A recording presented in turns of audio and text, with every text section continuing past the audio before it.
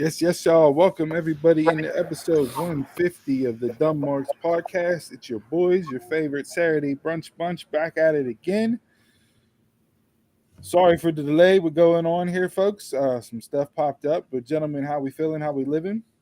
Good. Doing good. Good. Heavy hearts across the wrestling world this week, as you know, we lost Terry Funk, obviously, and then the shocker, which kind of hit everybody unexpectedly, and just everything surrounding the loss and passing of Bray Wyatt, with him being 36 years old. That one was that unexpected right hook that you don't see that kind of puts you down. So with that being said, rest in peace to both of those gentlemen. Both had impacts across the industry and touched so many people and lives outside of the squared circle, not just what they did on screen, but it's. I wish as a wrestling community, the bickering, the back and forth that we do all the time, it's like no matter whenever a wrestler passes, everybody seems to come together, but it shouldn't be that we just come together whenever somebody passes. We can critique, we can talk, we can debate, but the flag bearing, waving, tribalism, so to speak, as they say on the internet, seems very trivial when situations like this pop up. So absolutely, heavy week there, but with as they say, with mourning death comes new life, and I was late getting on this morning because my cousin gave birth to her first child this morning. That's awesome. Son, Levi. Congratulations. I was on the phone with my uncle, who's a grandfather for the first time, congratulating him and talking to him. So mom's good, baby's good, everybody's healthy. So, even like I said, in mourning death, we give meaning to new life. So bright spot in the week that was. That's awesome. And that side of things. So yeah. So it's always good to have some good news coming out of some darkness. Right. So we're here, All In, the biggest wrestling show in the world. We'll get into predictions, breakdowns, talk through the card, everything else. I know I didn't have time to hop on in the pre-production, but I kind of felt like, given the week that was, Jabroni of the Week is kind of Do we need to harp on anything that went wrong in wrestling this week? If we want to talk about it, great, but I don't think it needs to be said. Kind of keep it upbeat and positive this week's show. But if you guys feel differently, if there's something you want to get off your chest as far as something that you absolutely didn't like this week and it ties in, by all means, throw it out there. But I kind of gave up on Jabroni of the Week after the news that came down. I was like, I'm not going to harp on any negative this week. So I was kind of the same way until last night. All right. So well, before we get into All In and AEW and all that, before we touch on any jabronis you guys may have, like I said, I'm leaving that off the map this week for me. Terry Funk, Bray Wyatt. Talk about him for a little bit here. Terry Funk was one of those individuals based on our age. I didn't get the full Terry Funk experience. Yeah. Yes. I got the ECW and later Funk. I got the Chainsaw Charlie Funk. I got Funk. The 20 different retirement Funk. yes. I got that Terry Funk, and that Terry Funk I loved. That whole second, third, fourth, fifth, 27th part of his career because of how many times he retired. I love Terry Funk. And then you go back because you have the ability to go back and watch so much older stuff now between the network and YouTube and everything else, and you get to see what he did before that, when he was quote unquote in his prime, and you completely understand why when wrestlers speak, they put Terry Funk in the regard that they put Terry Funk in. Yes. And a lot of wrestlers, the legends of legends that we consider in this business, all say that, hey, Terry Funk's number one. Was the best to ever do it. I think we even heard that with Flair last night in the tribute package that they played when Cody Rhodes came out to the ring and talked about Terry Funk. What are some of your memories about Terry Funk? And then if nobody touches on it as far as like your memories and discussions, I do have a question that would tie into a game per se, but we'll do it because of we're celebrating the the life that was Terry Funk. My first thing was ECW. Whenever he was telling the crowd to throw the chairs in. That's when I was new to ECW, and when I saw that, I was like, what is going on? I never experienced something like that before watching on TV with the crowd interaction. And he was the main focus was like, come on. I was like, what are you doing? The next thing you know, there's like 20 to 30, 50 chairs flying in the ring. He gets out of the ring. As you're watching too much. As you're watching it, he gets hit in the head and does the old Terry Funk flop and then rolls out the bottom of the ring. Like, I mean, that scene, that moment, like that arguably is on the Mount Rushmore of moments in pro wrestling. Yes. They played it every week on ECW. Yes, they did. Yeah. Like you have that moment from a positive side. I don't condone throwing chairs in the ring, but as far as like what the groundswell was in that moment and it being a positive thing, right? And then on the flip side of the coin, when Hogan turns and joins the NWO, you get the same crowd reaction, but it's for the hatred that he the exact opposite. NWO, and there's bottles and garbage and everything else. Like those two moments stand out to me as like fans from my era of watching wrestling, fans like fully buying in, believing everything is real that they're seeing, and showing happiness and displeasure at the same time on two different moments. Like those two are moments that you could argue are on the moments of Mount Rushmore in pro wrestling. I think ECW fans then, they were just, even at that point, that was like what, like 95, 96. Yeah. They were so invested in the show. Like 95. Yeah, they thought they were a part of the show just as much as the wrestlers were, And that's what made ECW. So for him and Foley to be out there and organically turn that into something that you never thought would have happened. And I've heard Mick talk about it a couple times. I don't think I've ever heard Terry talk about it. What like his thoughts were in that moment. If somebody knows of a interview clip or something out there where he's talking about that moment, feel free to hit us up in the chat or go hit us up on social media so I can go check it out, because I'd love to hear his thoughts about it. But man, that like, I think you hit the nail on the head right there, Donald, for like my peak wrestling gears to see that. Like, okay, ECW, what is this? Like, yes, what is this? Because there was nothing like it on TV at that time. Absolutely nothing like it. No. Well, since you brought that up as your first memory or thought, I'll ask the question, because this is what I was going to ask if nobody touched on it. If there's no Terry Funk, is there an ECW?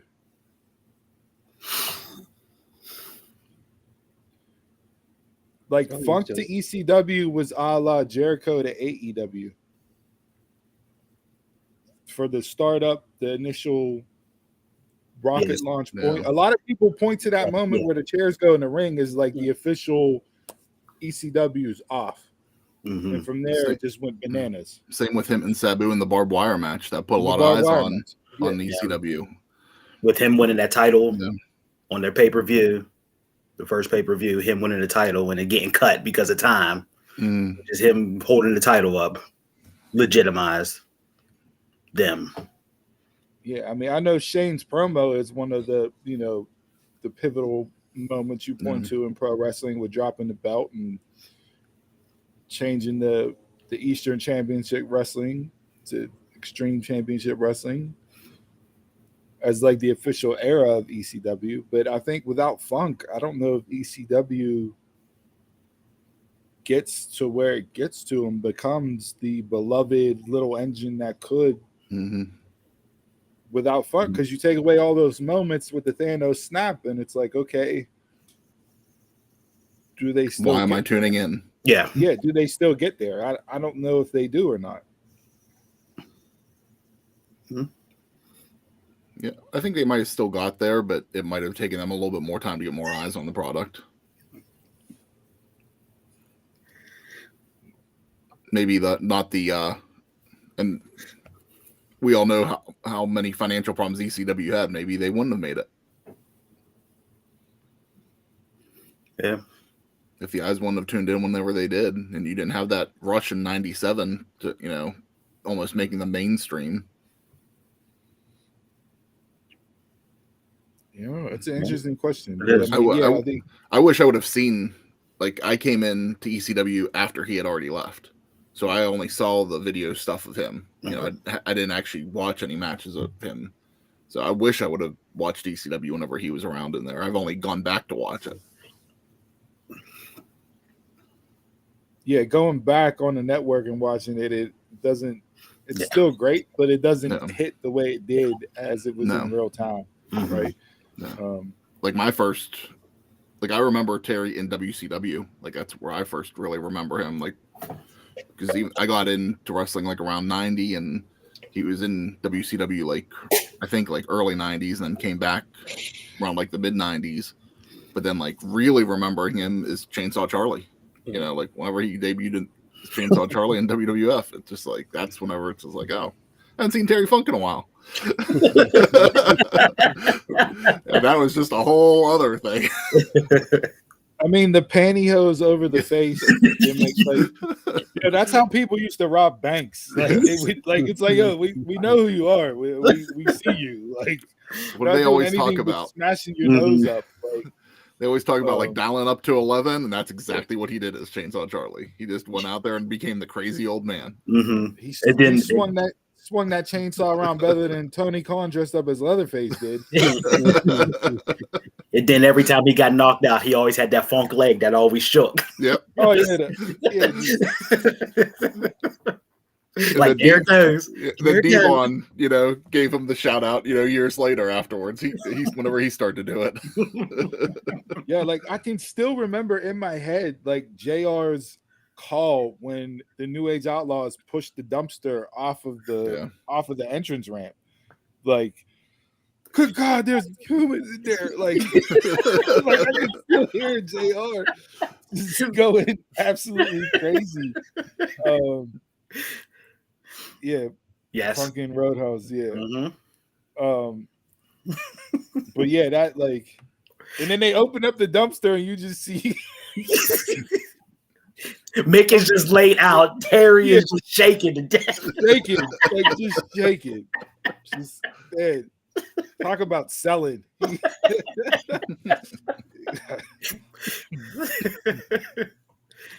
Yeah, like I was, I didn't see the 10 pounds of gold Funk, when he was the baby face. Like my Terry Funk was like always the heel version of Terry Funk, and then he became the beloved old granddad, as people would say, through ECW and that, to where you just go, he's crazier than batshit, but God, you gotta love him. So yeah, true icon in the industry for sure. He did a lot of matches. Like I think his last match was like 2017 or 2019. I looked it up. Like that was his final farewell. Yeah. Like him and Tommy Dreamer did a match whenever Tommy was running House of Hardcore. So it's like Tommy got to tag with him, which I think is pretty cool for Tommy. But I think the last match I saw of Terry was One Night Stand 2006. Whenever it was where Mick Foley, him, Edge, Lita. So that's not that way to go out in mainstream. Mm-hmm. Maybe we've become more critical as we've gotten older, but during that time, they were never the old wrestlers. They were just wrestlers to me. That's a good point. Like I didn't look at them like I kind of look at like Jericho now. Like like time to hang it up. But no, you were just like, give me more. Yeah, or even like Christopher Daniels out there at 50-51. Like, I don't need the best moonsault ever from you, bro. Like, you did it enough over the course of your career. Like, but yeah, I mean that's a good point. And I think seeing those guys, Jay, because we're at the age we are, it's like oh yeah, yins are old. Like, Yeah. you know Now what I you can mean? feel Where, it. yeah, where before we were teenagers. We didn't have the, just the dumb kid watching TV. Like, we didn't have the perception of like actual age and what it was. Like, I wasn't running to the internet, and the internet wasn't even really a huge thing back then. To see Terry Funk's 59 years old out there doing a Yeah. moonsault, like, you know what I mean? Like, yeah, Because Alita, they had to make it that 6-person tag. of course she took the pin.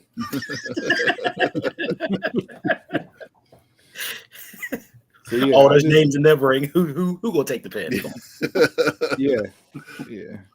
yeah.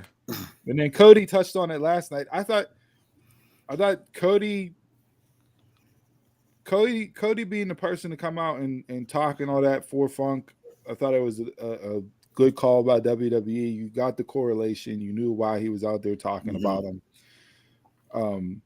There was nobody else really there that I can think of off the top of my head in the company besides like a Triple H to do it, based on, wrestling history besides Cody, and he brought up the egg sucking dog, and I still remember Funk wearing the shirt, Flair can suck eggs. Like, this is tremendous. Like, yeah, it's like, which Cody was just like, can we say that on TV? It's like, that was probably a big thing at the time. Yeah, tremendous. I thought the package was good. Cody's promo and talk about it was good. I like how they led into the Terry Funk hardcore match, like the tribute with spinning Butch around like he's the ladder. Like, I thought it was all nicely done last night, from a touching tribute wise. I know there was some pockets of people on the internet were like, oh, well, all they're doing is talking about Bray and not Terry. And it's like, come on, guys. Like, really, this is what you're going to be bitching about tonight? Like, they gave the man his flowers in the opening. They didn't, and the fact it's like, it's you're celebrating this. Stay with me here for a second, because I don't want this to sound like I'm not considerate of the passing of each individual, but like Terry Funk was 71, 72, 79. Yeah. So like you're celebrating a life. It still hurts, because anytime anybody passes, it still hurts. But you get to celebrate that life, and you get to reflect on that life and look at everything he's done in the sports entertainment professional wrestling business, and you have a different reflection on that. With Bray, it's somebody who was 36, super young, and you feel cheated. Yeah. Because you don't get to have, like, you can still reflect and enjoy and talk about everything that he did, but it's like, he was still 36. Like, there was still so much more. Like, why him? Why now? Sort of thing. Like, so it's at least in my eyes, looking at it, it's two different scopes of viewing and celebrating and reflecting on two individuals that passed away based off of the age of each individual and the life that they were able to lead and led, not necessarily knocking either individual's time in the industry, but it's just you feel cheated. At least I do. Like, man, like, yes, what could have been? What could he have done? Would it? You know what I mean? Like, those are always two different episodes. Like, when you have a legend die, you get the opening, you get some sprinkles in between. When you get an active roster person dying, that's different. usually the whole show. Yeah, pretty much. Yep. Yeah. So, and you hit it, Steve. It's like, what could he have been doing, in another 5 years or more, in the company? How many different variations would we have seen by that?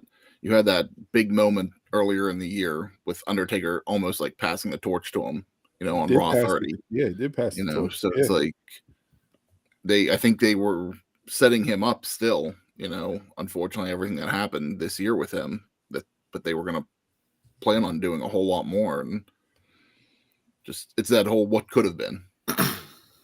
Yeah, and I saw, you know, like a lot of people on Twitter were posting his comeback promo like after he, you know, re-debuted, and listening back to it, that, you know, that hits differently now that he passed. You know what I mean? Like, and it was just, he had a way with the audience that not a lot of wrestlers get to have, and it was there from day one. Like, you can say what you will about him in the ring and his matches, but the creativity and the connection to the audience, there's very few that had it the way that Bray Wyatt had it.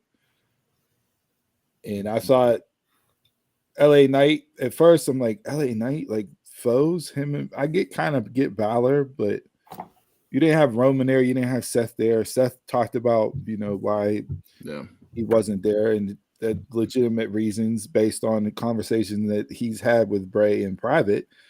So I'm like, okay, that's a little odd pairing. But LA Knight was really his last true feud in the company. Him and Finn have a history. And then I thought LA Knight did a tremendous job out there.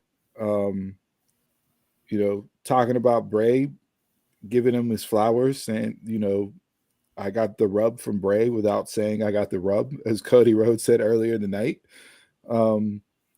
Made fun of Miz, got the audience to laugh, and then like tied it back up with the iconic wise man once told me, the next time you see me, run. And I was like, that's perfect. Like, I don't think he could have done it any better than what he did it last night.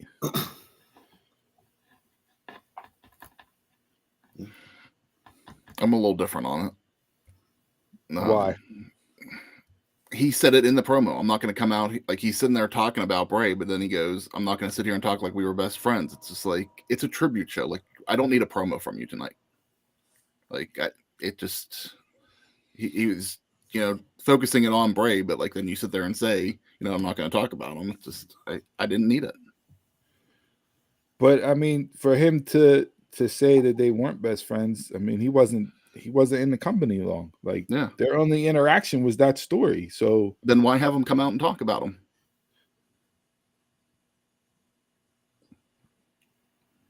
Because he was the last major feud that Bray had, and he's the hottest babyface in the company right now.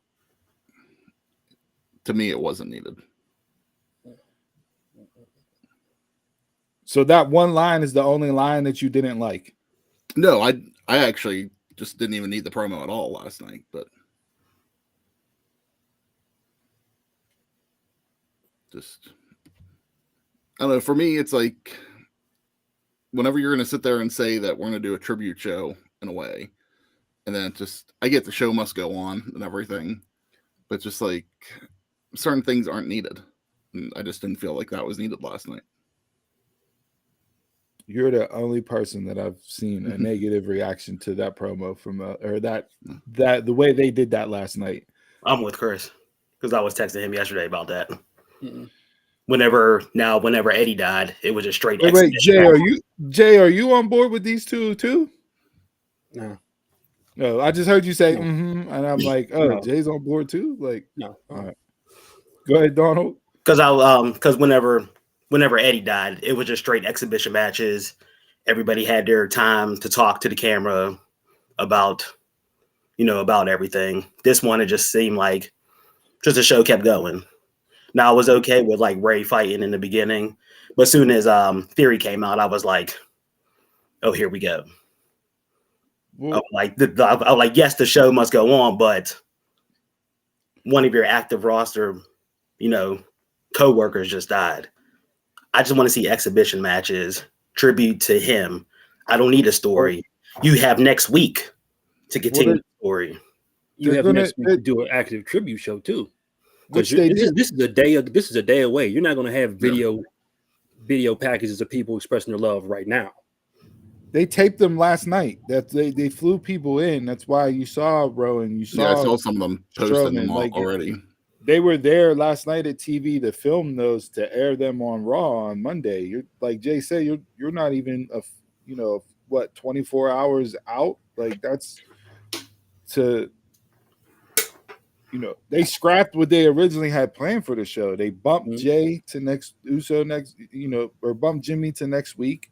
And that, and I said it on last night. That felt like the only thing that they didn't do last night. Like it seemed like SmackDown was almost the same that they had planned, other than the Uso segment.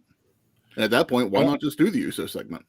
I mean, I don't think LA Knight and Finn was planned for that show. We had the Ray Waller match go off, which was announced. That stayed true to course. Zelina and Io, I don't know, but I didn't hear anything prior to SmackDown that was going to be a championship match for the women's title. And other than that, you had the hardcore match, which got put together for Terry. So, like, to me, they didn't follow the script that they had laid out for SmackDown last night. Except for Ray. Looking at, and you got the Bray pieces and tributes in and out of commercial breaks with videos and the messages from Twitter and all that. So, like, I feel like they did what they could in 24 hours notice. Like, and you still have to appease a paying customer. You just want to sit there and have people in the stands just watching a tribute show. I mean, I don't need all. I'm not watching tribute show. I think like some like the tribute matches, like you said, like exhibition matches. I would have been okay with that, but that's what you got. Exhibition matches. In a way, exhibition matches except for Ray. You got exhibition matches in a way, but it still was tied to story. I don't need story right now. The only one that was tied in the story was Ray and Waller. Yeah, but like Chris said, but like what Chris said with LA Knight, he's cutting a promo on the Miz, right in the middle about talking about Bray. That story.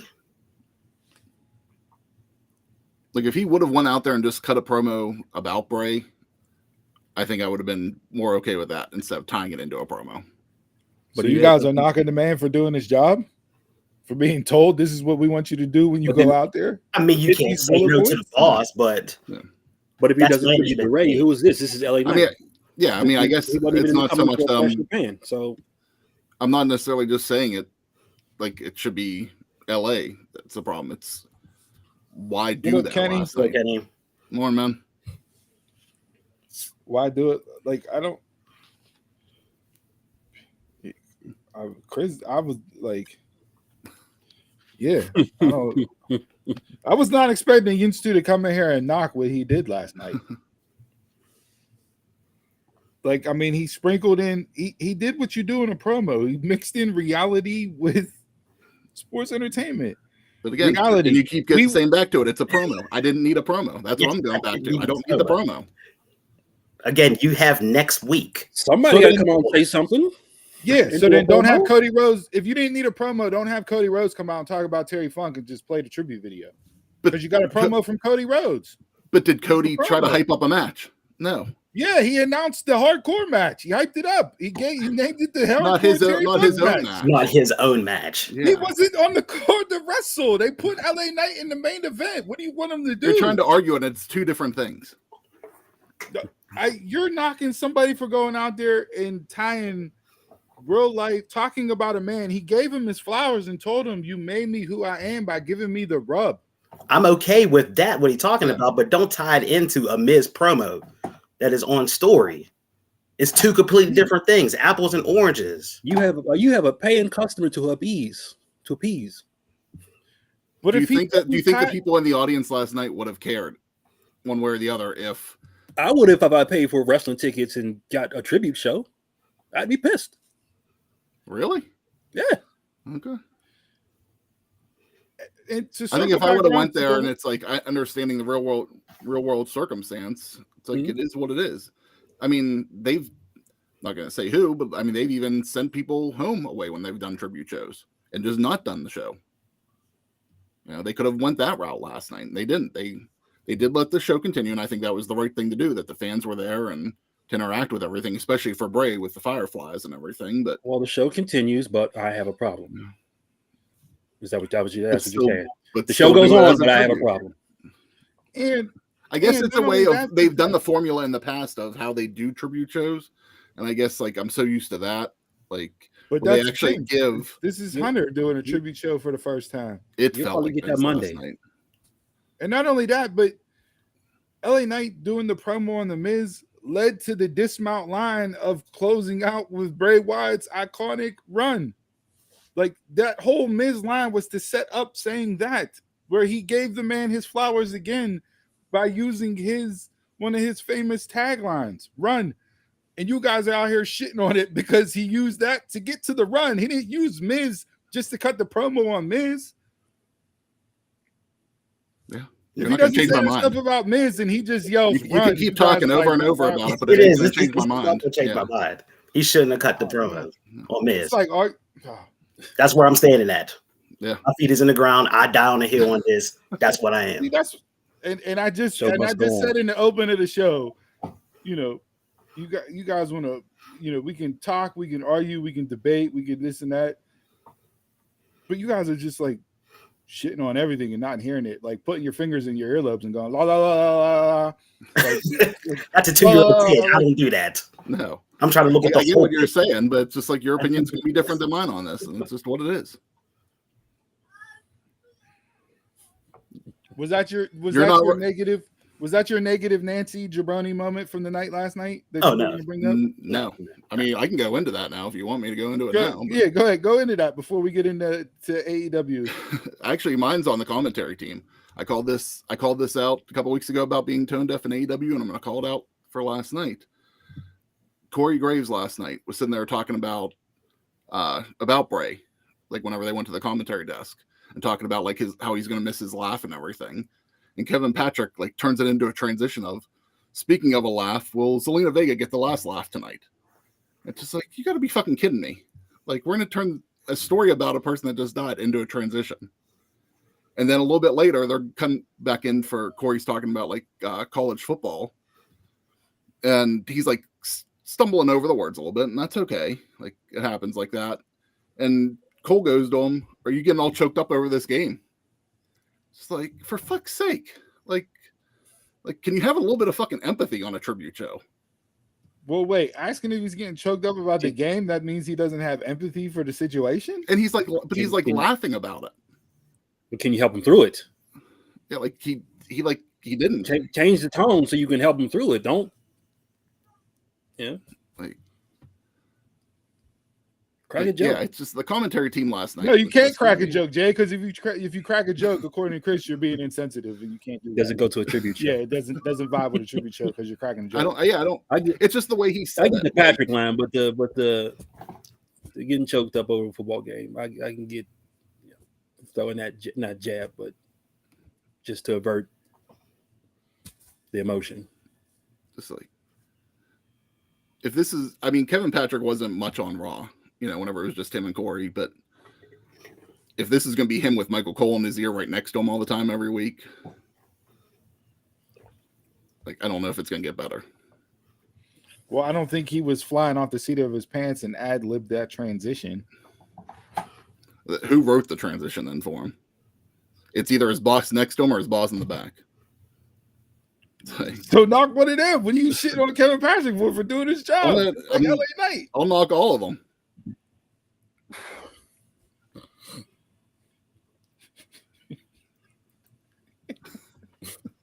I've laughed at funerals, Taquan. Say, I have. Wow. Okay. Any other Donald? Your negative jabroni from last night. It wasn't last night. No. Oh, My jabroni's oh. from NXT. All right. What you got? NXT falling back into the we're gonna have a fatal 4-way, fatal 5-way for the women's contender. I mean, that whole segment was very bad, and they just never get it. Like, pick a lady, push her to the title. I don't need 5 women again competing in a battle royal, fatal 4-way for number 1 contendership. I swear this is like the 5th time going on a year that they're doing this. And the weird part is they all have storyline except for maybe JC and not JC, Tiffany and Gigi. Yeah. I'm not sure if they have storyline, but everybody else has a storyline with her. You could have just picked. Yes, just pick one.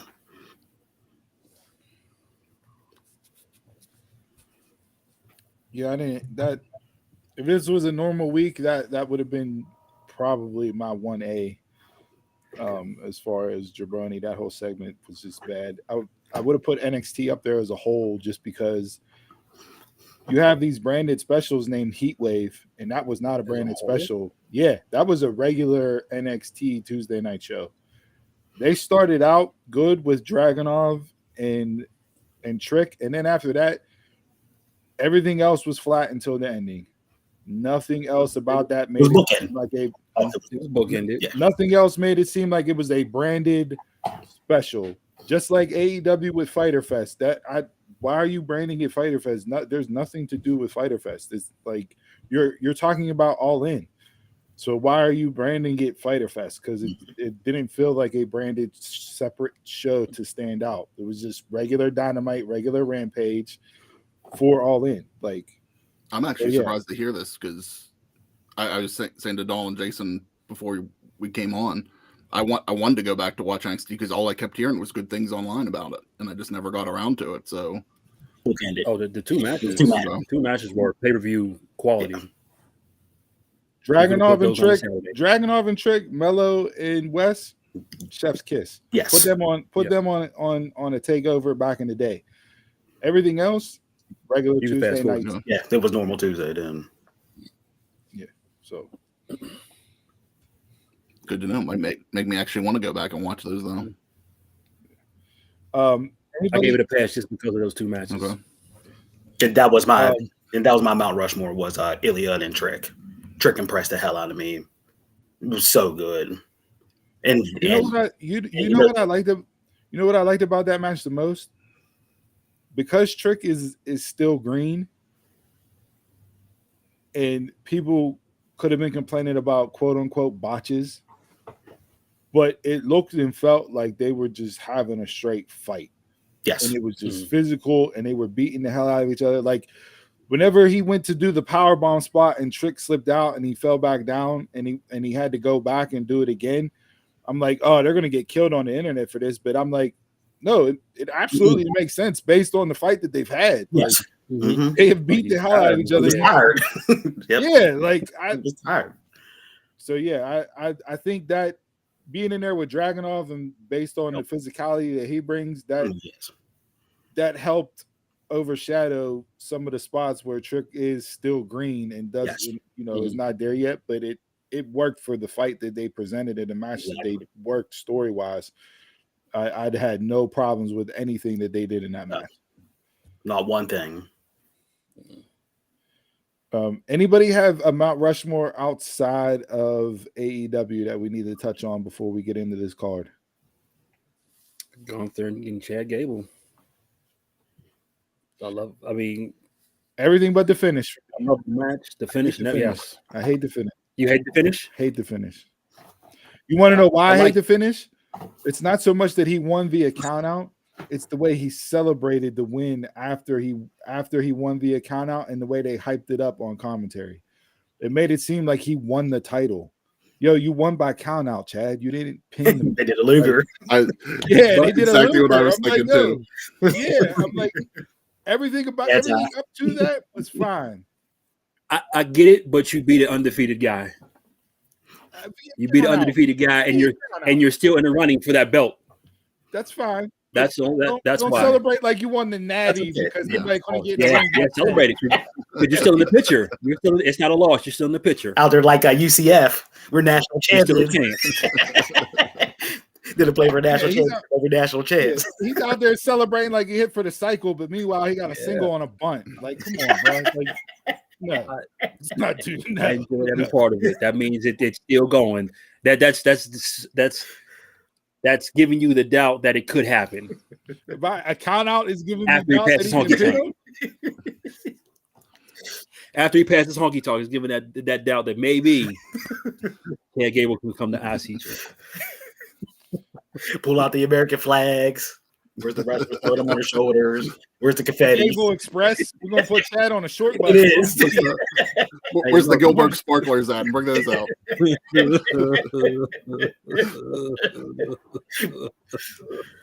No, I go out with a girl and only make it to first base. I'm still celebrating. So, hey. Clip of the week, number 1, right here. Jay gets a phone number and he's doing cartwheels like he rounded third. I'm in there. That's what you need to put in the door, right? I'm still in the Do ride. that next Still in the time ride. you see that napkin get ripped right up.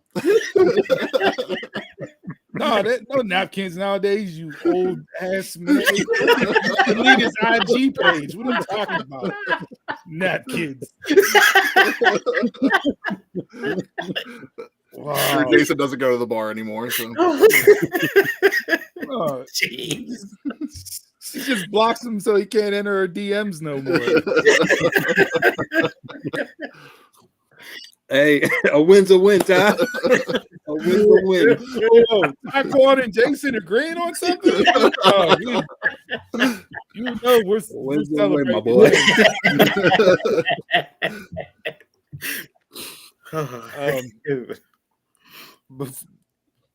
Well, I'll save my Mount Rushmore for when we get into AEW because it's from Same. AEW. So let's get into All In. Let's break down this card, run through it here.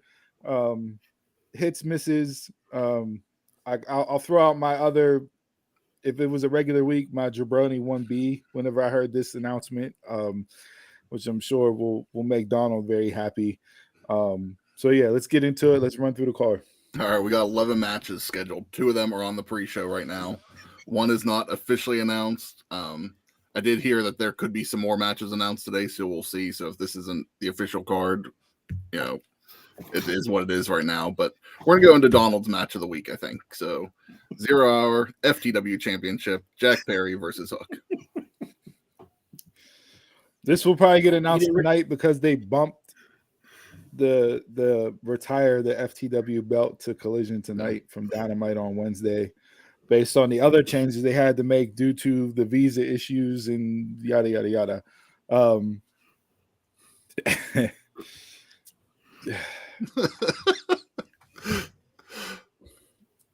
Anybody? Yeah, Bueller. Bueller. I think look, this is one back. The Jack Perry heel gimmick. I can kind of get on board with what he's doing right now. The thing that completely disconnects me from it is the freaking Beethoven intro. I just can't, I can't do it. And I understand, and he gave the reasoning as to why he picked that song because it's the complete opposite of the hands waving, you know. But it just doesn't let me buy in all the way. Like, I thought it would be one of those heel things that would grow on me and be like, okay, I get it, but I haven't been into it, you know. So yeah, I want Hook to win because it's Hook, but Perry will win, and hopefully they do retire the FTW belt, and this story can end and move on somewhere else. Yeah, Perry for the win.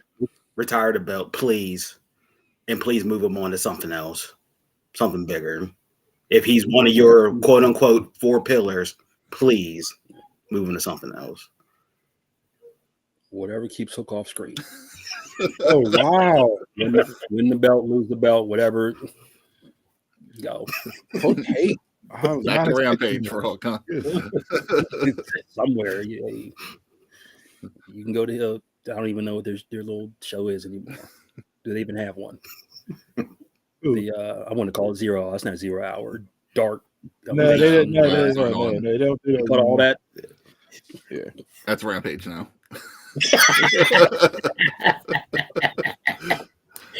Same with you guys. Perry win and retire the belt. Time to move on. All right. Other match for 0 Hour right now. It's a match that's been getting hyped up. Aussie Open versus MJF and Adam Cole. I said it a couple of weeks on this show. Adam Cole's the bad guy in this storyline, and he's been the bad guy the entire time. It's part of his plan to run MJF ragged, weaken him out before they get into their main event. I think Roddy planted seeds where at the end of the night you'll see the true Adam Cole and the true MJF. It's perfect time to do a heel babyface flop. And listen, If he pulls out the freaking kangaroo kick in this match, that arena is gonna go berserk.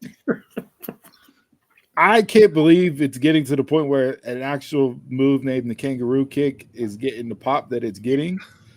But then it's AEW, so I completely understand why it's getting the pop that it's getting. I think it's MJF. If it was somebody else, I don't think it would get the pop that's getting. Sure. So, I think this will be a really good match if they actually give it time. I expect Cole to let MJF work 90% of this match. Oh yeah. Yeah. Smart. Yeah. That's smart.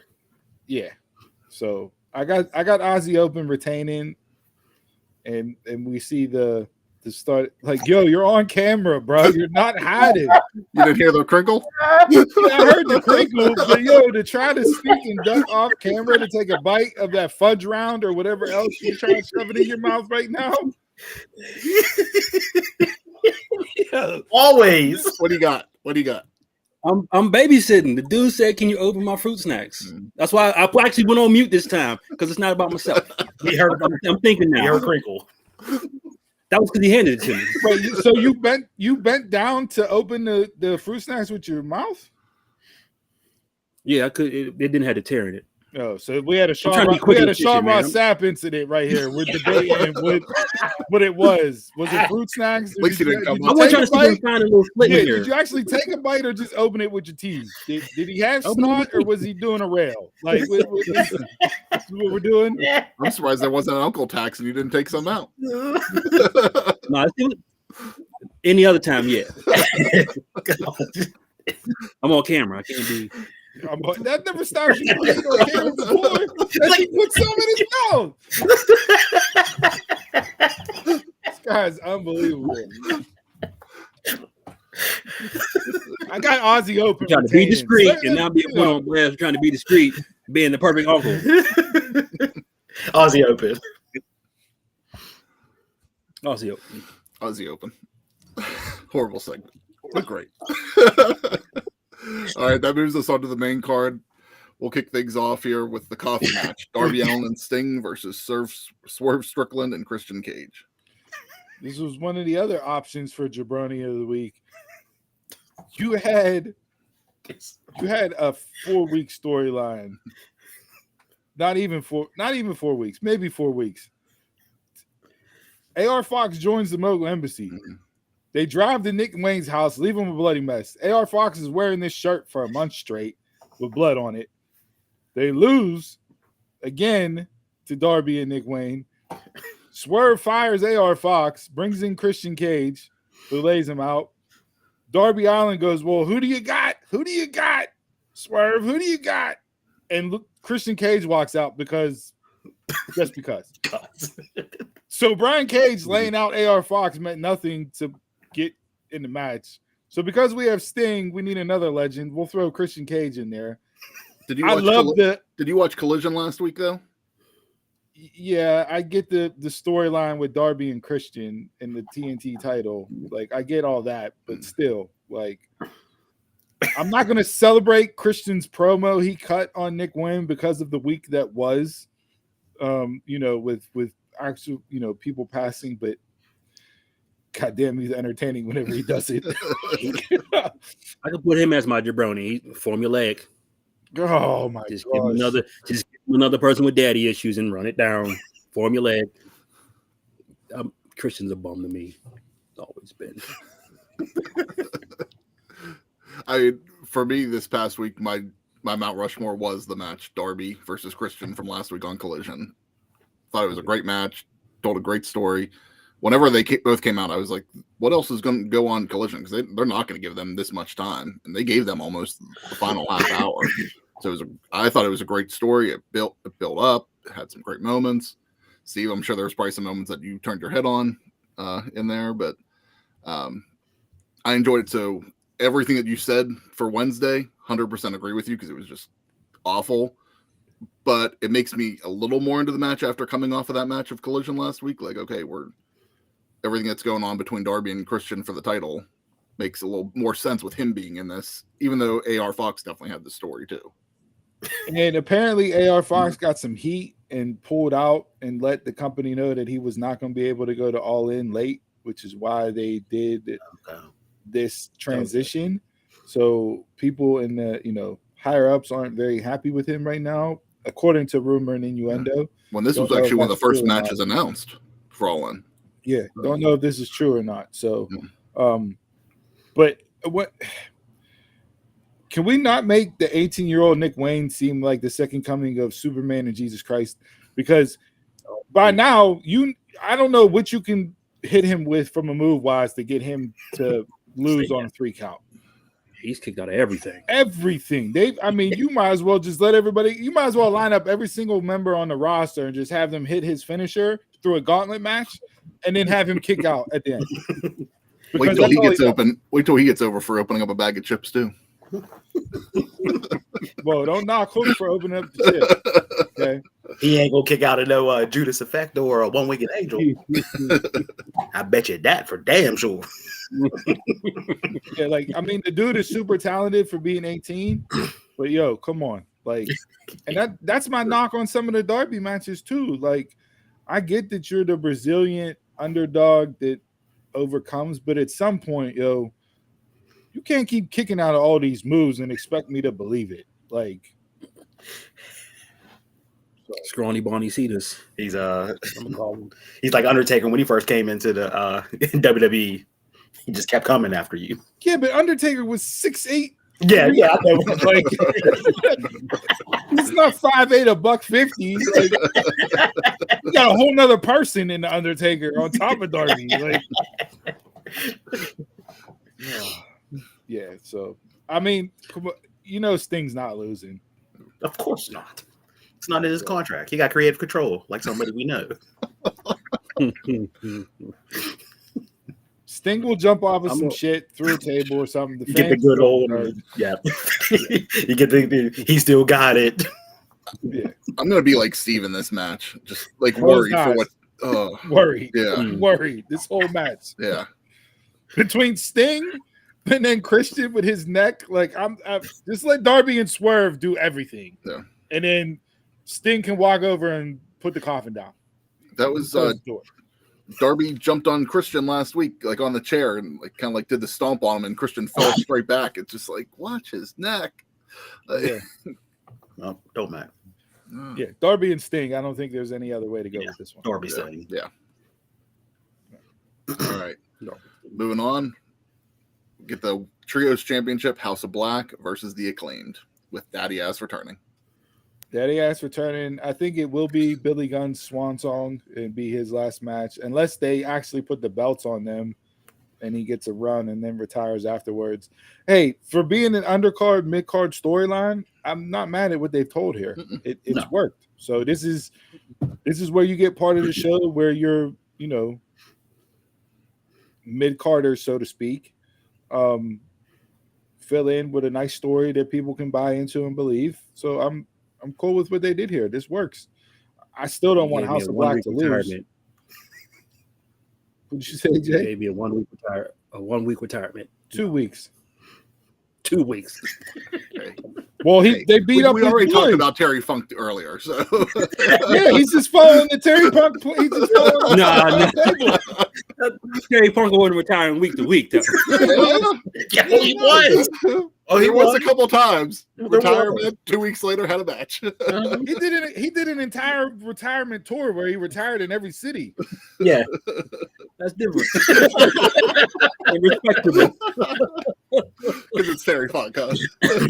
I'll put that up there with A-Rod or no Jeter. Retirement tour. I got House of Black, even though the Acclaim makes sense storyline wise. But I got House of Black and Billy Gunn actually calling it quits from in ring. House of Black. Give me House of Black. I'm going back and forth on this one Really? because I could see it being either way. The House of Black and then Billy Gunn retiring there. I think that makes sense. But then I could also see Tony getting that pop for the Acclaim winning in Wembley. Like they did with the tag titles. It's that's why I keep going back and forth on. Because you all picked the House of Black, I'm going to go with the Acclaimed just to be different. So Chris scissoring it up. When he said Fun Level Billy couldn't make it, I thought he was calling on X-Pac. Oh, That'd been great. I'd have never watched the show again. It'd been perfect. I agree with you on that one. All right. Next up, we're going to go with the clusterfuck of the Stadium Stampede. This is unfortunate because of Phoenix's visa issues. He's trying to establish residency in the U.S., so there was a lot of stuff going on there. Hey, look, I saw a lot of Pride and Powerful are back. No. Santana is back and Ortiz is back. Pride and Powerful is not back. They still don't like each other. There's still heat there. I don't see them coming back and tag teaming. Ortiz got the I'm gonna pop out through the crowd, and Santana got the music and come back from injury pop. Yeah, no. To be determined. Look, I don't think I'll have any interest in this match at all. John Moxley doesn't lose, but neither does Orange Cassidy. So I have no idea who to pick here. But You're just taking the pins. That's all I know. Him or Chuck. Yeah. One of the two. Him or Chuck. I think Chuck will take it. I'm taking BCC. Same. Yeah. Give me BCC. Donald talked about somebody having creative control earlier. Exactly what's going to happen this match. All right, up next we're going to go into Will Ospreay and Jericho. So and this don't was forget not, Fozzie's going to perform before this match. that was my jabroni of the week. Chris Jericho performing his entrance music as he walks down to the ramp for this match. You pulling a Roy Jones. Yo, I was man. Is he going to announce himself as he goes down too? Yeah, Just do it all. He just do it everything. Do it everything. My Mount Rushmore for the week was Ospreay's promo. Okay. I loved everything about it. Still does nothing to me.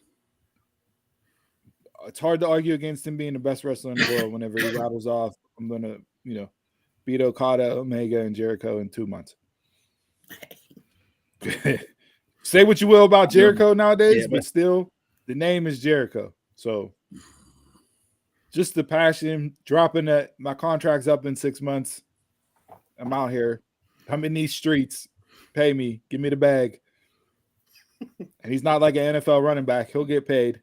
He deserves it too. Yes, he does. Yeah.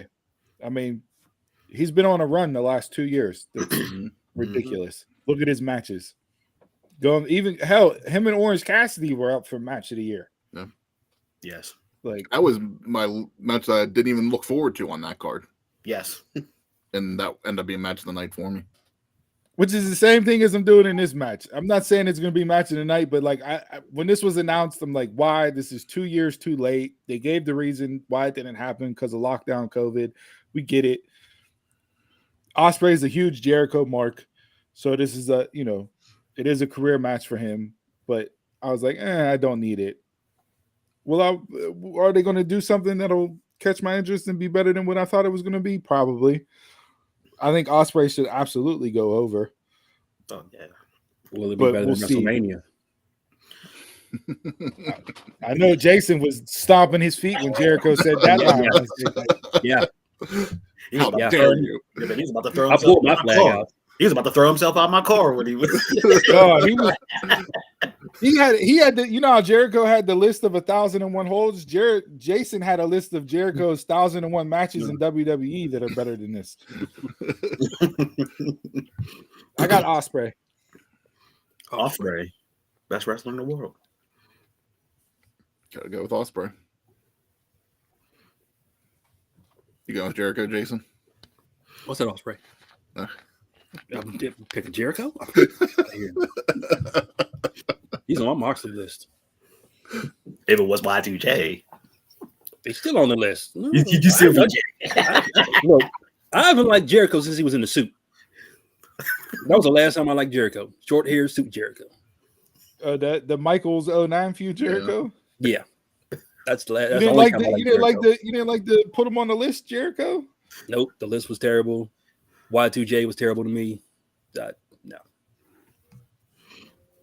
not a Jericho fan. But you took a picture of him down in WrestleMania. I didn't. On a Polaroid. No, we seen him. I didn't. I took a picture of him. Oh, you got that picture of him. Okay. Come find it. I'll be on memory cards. I pointed him out like, oh, there's Jericho. Walking with his family. Okay, I must be looking at the wrong Facebook then when it happened, but okay. Picture? Oh, if you put it up on Facebook, it's still there. It'll pop up in the time hop sooner rather than later, around March or April of next year. 14 years ago, hey, you took this picture, and it's just Jericho with his light up jacket on.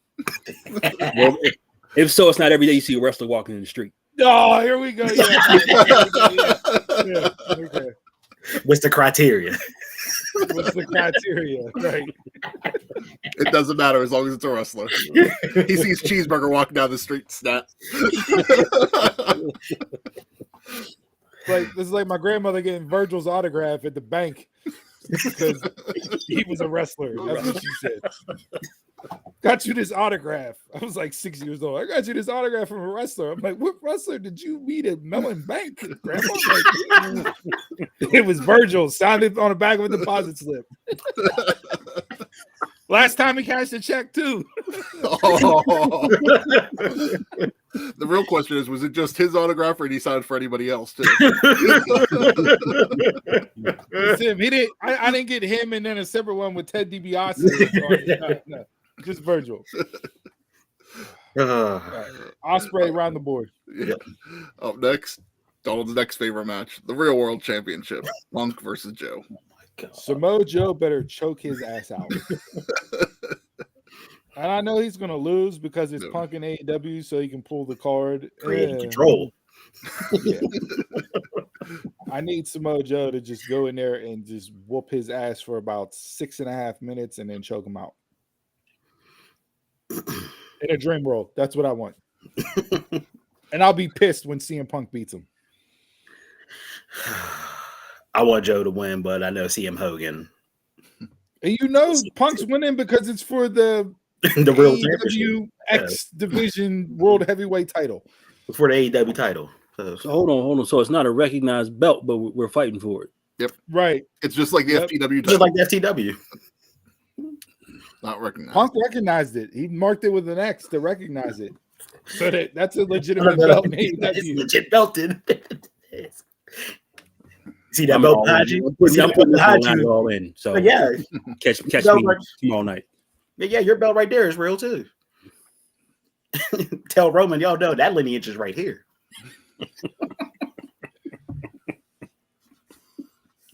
Yeah, Punk's gonna win, but I'm gonna be mad watching the match the whole time. I'm not gonna pick CM Hogan just because I don't want to say that man's name. I agree with you. I want Samoa Joe to win. I think this would be a good win for him, but Punk's gonna win just because. All right, we'll move on. We got the Golden Elite versus Bullet Club Gold, and what you guys got? And who? Did you forget somebody? Oh, Keshta. I'm like, you like Corey Graves? You worried about saying the name? Like, I was kind of putting him in the Bullet Club Gold, but yeah, he was out there. He's not there, but yeah, he's Hey, listen, I'm enjoying the Bullet Club Gold.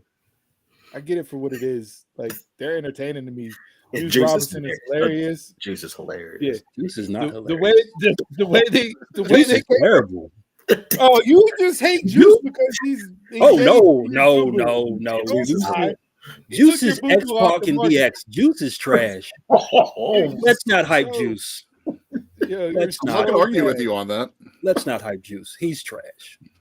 Mike and in ring. No, he's not. So mad. You're mad because he got your say I agree. I like him on the mic, but in the ring, yes, he's trash. Yeah, you're mad because he got your booze. You like him on the mic? During this, I've actually I haven't hated him. I'd give Gavin I'm not a fan of his at all. But...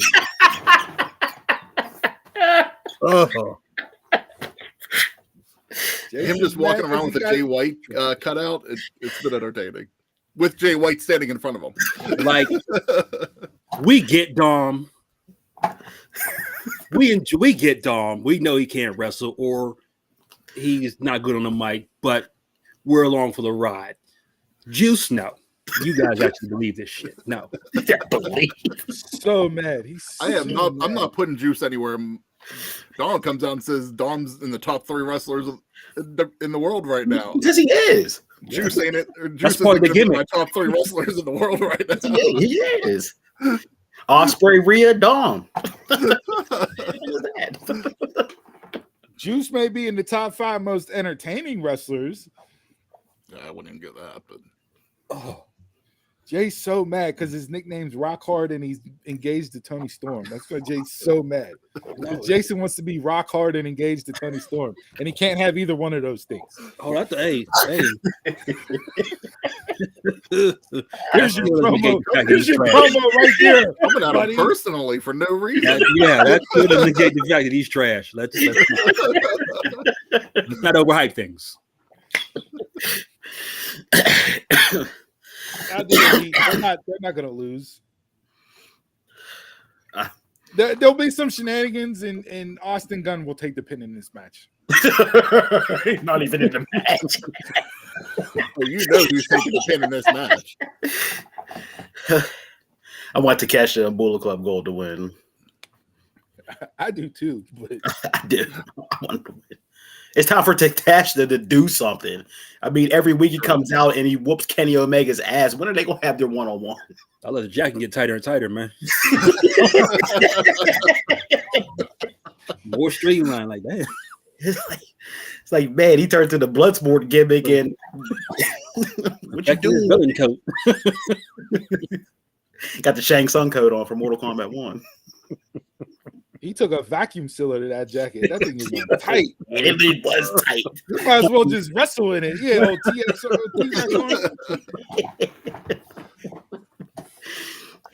Ibushi ain't coming in and getting a loss, so Rock Hard's getting the pin in this one. Taking the pin. Yeah.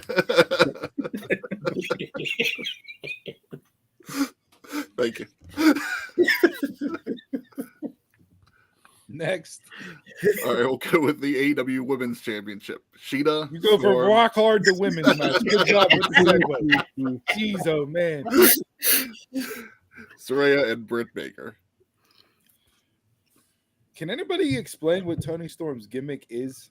Not a clue. I'm not mad. I'm not mad that she's showing like a character change. I'm just trying to figure it out and how it came to be. Because it was like she was part of the Outcast, spray painting people, and then next thing you know, she's a 1950s distraught actress. It feels like what you said. Remember when Becky, when you were talking about if Becky lost the title? Chris, drop me out real quick. No. Keep going. That's what it feels like to me when Steve was talking about if Becky lost the title and how she would just like go crazy about it.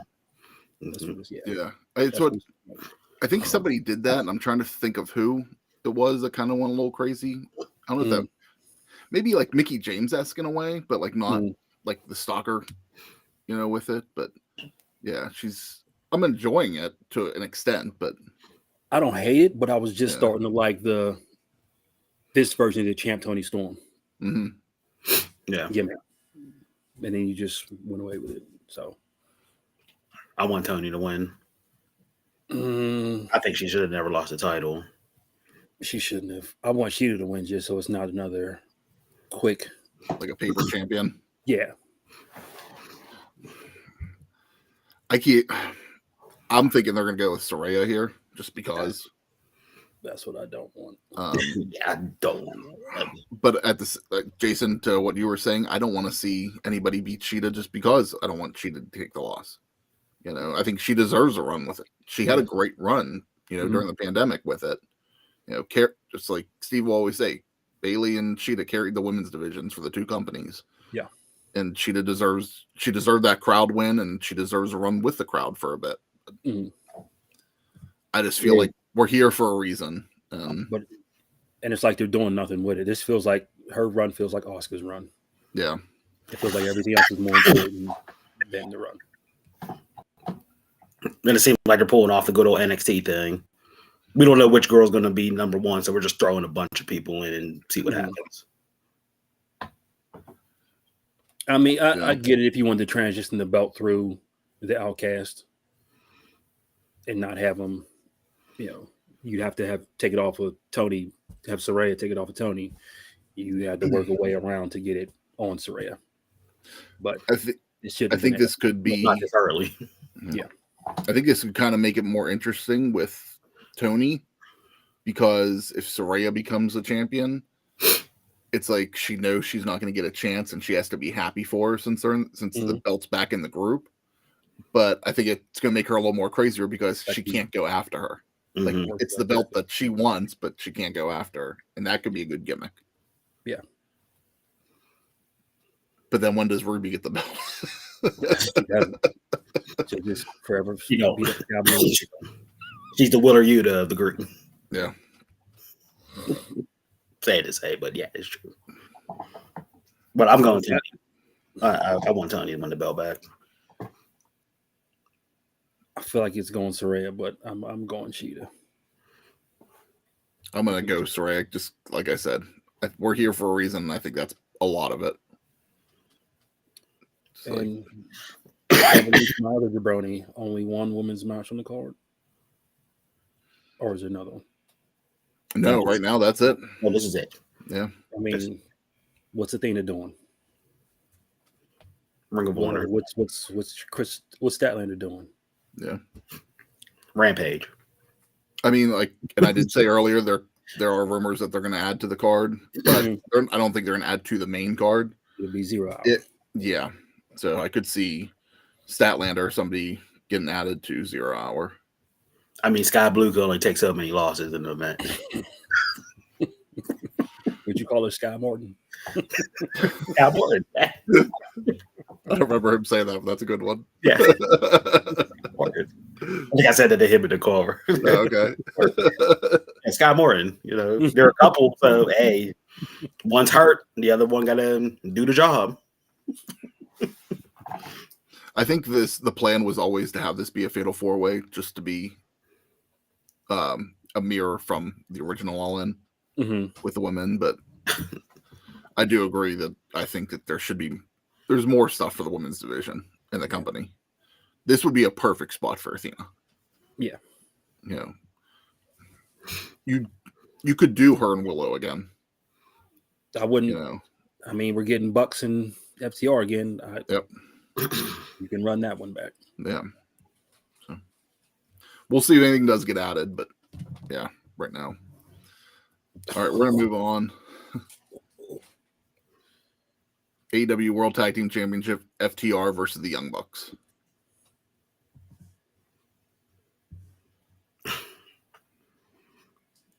Honestly, this is a match that really doesn't interest me. I mean, I've seen it enough times. I'm not a Young Bucks person, and I'm not an FTR person, so it's just like another match. These matches are starting to feel like Orton and Cena to me. Like you're doing it so. I don't know what is this, the third time, but still, it feels like we just seen it. When did they last wrestle? When was the second? Because even though you're saying it feels like you just saw it, it's been a while for me. Like I don't remember when they actually last wrestled. Might have been a couple years ago. Was that Was the it one during FTR one? I was gonna say, was it during the pandemic or? I don't know. Was that the one when FTR won it? Was that when they won last time? the belt? Because the first one wasn't for a title, right? Yeah, no. Like it was like when they came in, it just was a tag match. Yeah, I think. Yeah, it must have been. It didn't. Then. It didn't. The Bucks beat FTR because remember they never got the rematch back until now. Oh, so then it was for the belts then. Okay. The second one, yeah, the second one was for the belts. I remember that. Okay.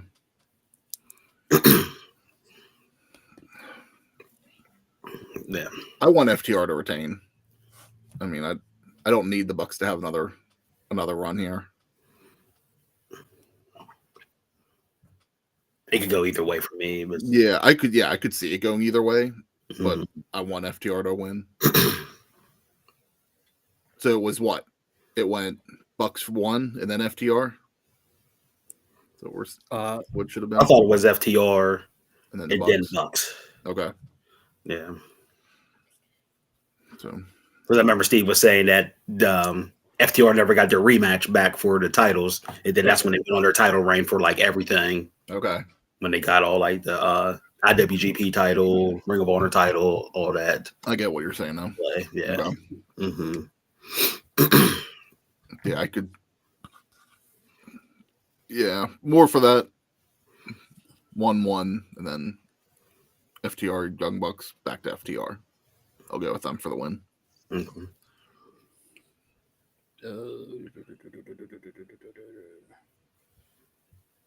Give me Bucks. Give you the Bucks like you want to see them win. I know you're not a big FTR fan, but I know you're not a big Young Bucks fan either. So I don't know. I'm just thinking about where this plays out afterwards. Like if you're doing this, are they doing the CMFT, whatever? Yeah. CMFTR. They don't need belts for that. I was gonna say though, with Punk being the real world's champion, though, does it make more sense to have them have the belts? If you're gonna do the CMFTR.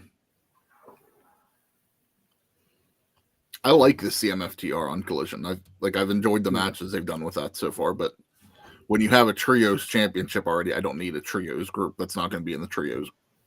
They're not in the picture. Division. I figured they were going to do a picture, so that's why I was like, they make the belts. Okay, we'll go with that then. Yeah, if they're going to go for it, then that would make more sense. That's what I was thinking. Yeah. Okay, I can see that. Welcome back. My bad. No, you're good. So we did the women's, so if you want to give your prediction for the women's match, and then we're on the tag title.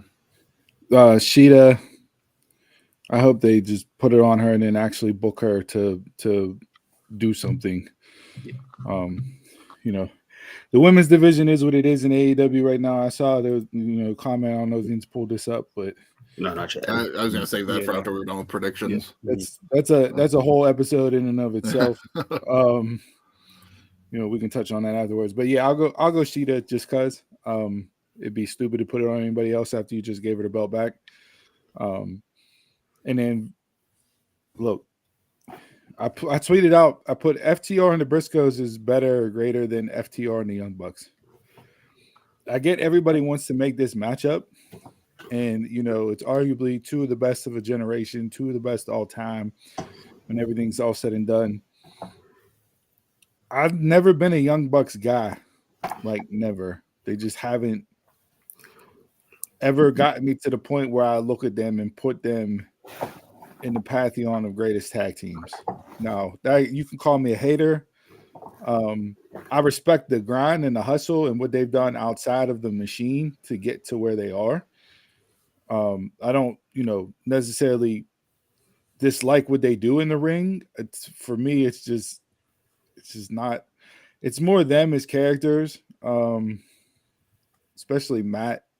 I like Nick more than Matt, but to me, FTR is up there, and their resume to me is greater as far as matches of tag team all-time matches. FTR has more than the Young Bucks. Anytime you ever look at like the great pivotal moments of tag team wrestling, like whenever there's like different generations that you can talk about, there's always that one and that 1A, the 1B that you can discuss that you can put in that list. Mm-hmm. So, 100%. Yeah. So, like you saying FTR is better than the Young Bucks, I see the argument. Just like where some people say LOD at that time was the best tag team, and then others talk about other territorial wrestlers tag teams. And it's like, and I get it. it's all about taste sometimes, but especially whenever you're talking about certain tag teams that actually are legit like that, I can always see the argument. Yeah, I got. I would say FTR. We have no idea what's going on with Cash's situation outside of pro wrestling.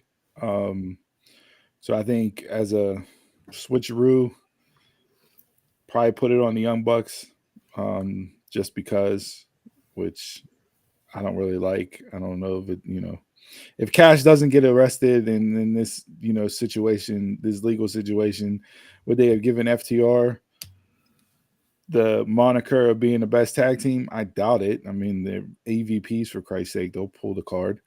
But hey, we'll see. I just hope it turns into a classic. I like their first two matchups, but to me, none of them, those first two weren't classics. Where like you can put all three Briscoes and FTR as classics. And Matt and Nick coming out as the heels during the interview on Wednesday night, like I want FTR to win because I'm an FTR guy. So we'll see. I don't have any faith in them actually winning based on the outside situation with Cash's legal woes, so to speak. I hate when they do that 50. Good. No good, Jason. Do you think their styles are too different to be a classic?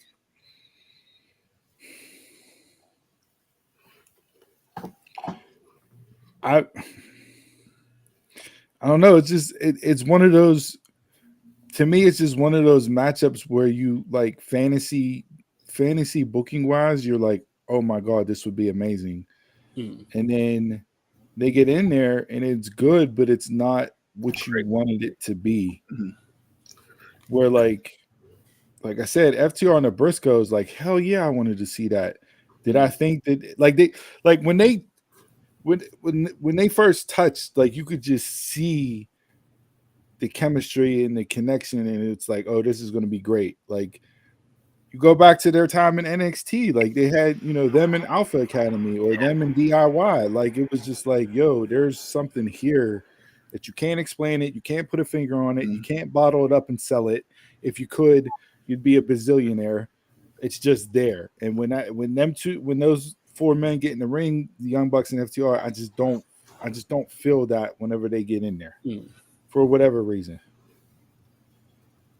I think it has potential only because of watching so many Young Bucks matches in New Japan and Ring of Honor. So many different styles that they wrestled against and had so many great matches. So they can go against anybody. Like I've watched enough of them to know that they've wrestled people like an FTR that they should be able to have a match that steals the show. But sometimes it's the people too. It's just missing that last secret ingredient with those four for me. Maybe they'll prove me wrong with this match, but the first two, it was just something. All right. Next. All right. Main event time. AEW World Championship, MJF versus Adam Cole. I said it all along. Adam Cole's been the bad guy. So we'll get the reveal. Cole wins, turns on MJF. He's aligned with the Kingdom and Roddy as a new stable / faction. And we get the big babyface run of MJF. Short, sweet, to the point. Adam Cole. I'm ready for a change.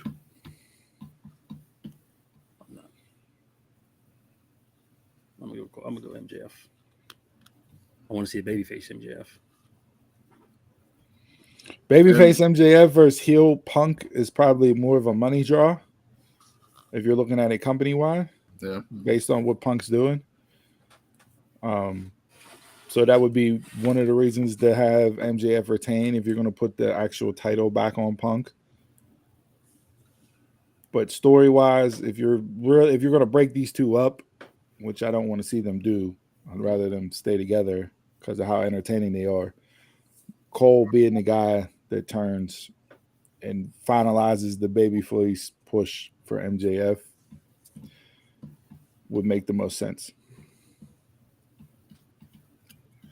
I see what you're talking about, Steve, but as I said, you have sympathy for the devil.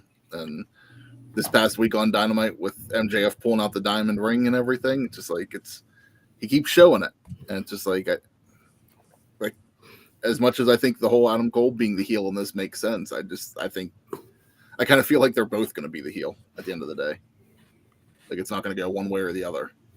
Like they're both going to show their true colors, and it's just going to be what it is. And maybe that continues it going on. Maybe that's what continues the story, that they both show their true colors and they both know each other, but we'll see. I think I'm going to say MJF retains the title. All right, real quick, match of the night. Who you got? I'm hoping FTR and the Young Bucks. I'm gonna say Takesha, Bullet Club Gold, and Elite. I'll go FTR Bucks. I'll go main event. MJF Sneaky has match of the nights on a lot of pay-per-views. So yes, it does. Why not do it in Wembley in the biggest main event in all the pro wrestling history, bigger than WrestleMania? Why not? If you take away Sting and the coffin, I might have picked that match.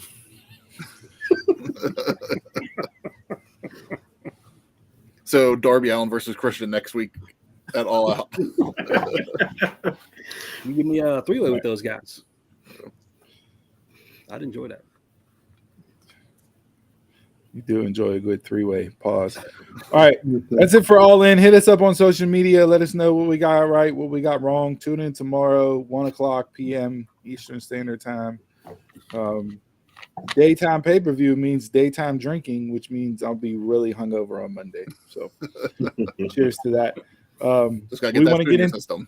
Yeah, we want to get into we got time for the game? Let's do it. All right. My week this week, I did a what if. So what if there was a wrestling Hall of Fame for matches? What match or matches would you induct? So UFC has done this with a couple fights they've put in the Hall of Fame. We don't have any wrestling matches in the Hall of Fame.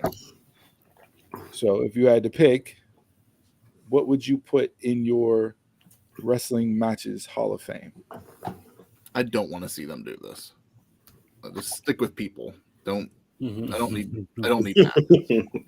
It's kind of like how they induct groups and you're inducted a second time in the Hall of Fame too. It's like I'd rather just see people. I get tag teams, but not full groups. I mean, I get why UFC did it with Bonner and Griffin, because that was the catalyst to the UFC becoming the UFC. So to immortalize those two men for what they did for the sport and the company and MMA in general, I get why they did it there. I was thinking about this. I mean, God, there's so many matches, right? It's what do you do? But I think I came up with 4 as a first Hall of Fame class, 4 to 5. Not necessarily that these are the greatest of great matches, but for me, now I'm thinking about it, I probably got 6. Hall of Fame class is usually 6 to 7 people, but I'll go. I got Omega Okada. Which one? The first one. Okay. The first one. Omega Okada 1. Steamboat Savage. That's my number 1. Undertaker and Mick, Hell in a Cell, where he gets thrown off the cage. That was my number 1. I got Christopher Daniels, Samoa Joe, and AJ Styles in their triple threat. Unbreakable. Yep. And Stone Cold Bret Hart, WrestleMania 13.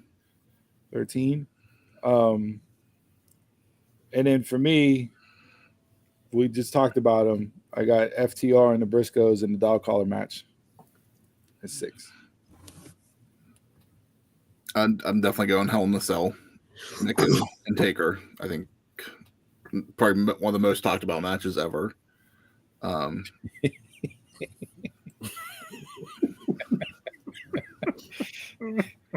Did he wrestle Coco Beware and we could put both of them in at the same time? Is this who I think it is? Yep.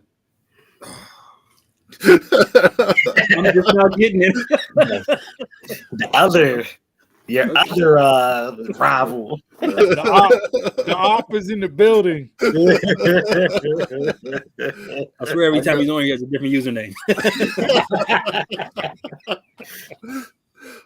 I gotta go WrestleMania 12 Iron Man match, Brett and Sean. That's one of my favorites of all time. This is probably gonna surprise you guys that I'm gonna put this on there, but Halloween Havoc 97, Eddie and Ray. I can go back and watch that match anytime. That's a classic. And then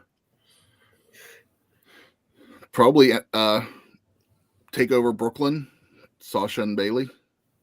You know, throw a women's match on there. That was on my list for sure.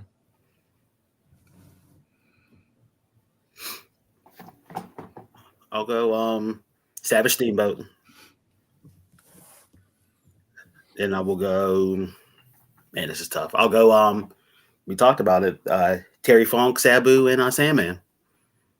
Was that them? In the first Barely Legal? Yeah. Yep. That.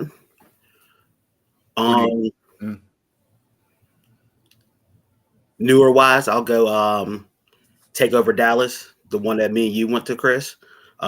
Sammy and Shinsuke. Good match. Mm-hmm. And then the match that is like number one in WWE that people say, Taker Sean, first one. God damn it. First one or at WrestleMania? WrestleMania 25. 25, okay. Yeah. Mm-hmm. I wasn't sure if you were going back to number one.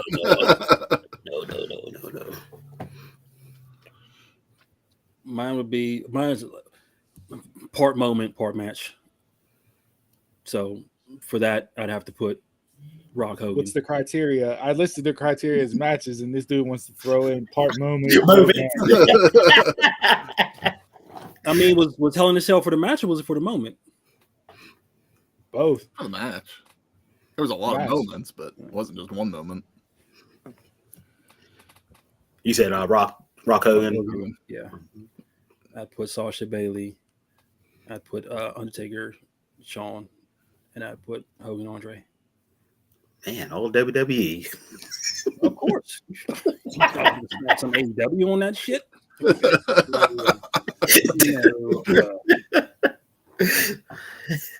If I was putting like another promotion, I was thinking maybe New Japan. What was it? Best of Super Juniors was Ricochet and Will Ospreay. The match that kind of broke the internet 5 years ago or whenever it was. The match that Jericho called Ospreay on and told him he needs to slow it down or else he's going to end his career prematurely. And then here we are. All circles back. The one that Vader was talking about too. Yeah. Mm-hmm. Oh, everybody was talking about that. You're like coming from a big man who did flips back then. All right, hit us up on social media. Let us know what if there was a Wrestling Hall of Fame for matches. What matches would you include / induct into the Hall of Fame? That's good. Anything else? We're a minute 35 or an hour 35 in. We appreciate you rocking with us each and every single Saturday. We'll do the closing now. Just fuck it. Tune in each and every single week, Saturday, live at 11 a.m. with your boys. Hit us up on all social media platforms at Dunmarks Pod. Head on over to, what is it, Spotify, Chris? Spotify. Yep. Spotify, subscribe, download, check mark, whatever. Follow us. Just drive up the audience as we do. YouTube at Dunmarks Podcast. Check the bell, get notifications. Email the show at dunmarkspod@gmail.com. Lastly, prowrestlingtees.com/dunmarkspod. Get a shirt. Give you a live shout out on air. Taekwon, you did get the Luigi Primo reprieve this week. Mm-hmm. So you're on the ball for next week. Yep. Got to come in with that. And with that being said, I felt, given the week that was, we give it a little quote here. I had my quote all picked out, but I had to revert and change it up based off of what happened. And this, I think, reigns true as well if you think about it. So, a little positivity quote from the week this week comes from Bray Wyatt, short and sweet. I have been the answer all along. I have been the answer all along. With that being said, have a great week. Tell your loved ones you love them. Life is short. Live it to the fullest. And until next time, I'm a Mark. You're a Mark. Tell a Mark. Y'all can catch us around the way.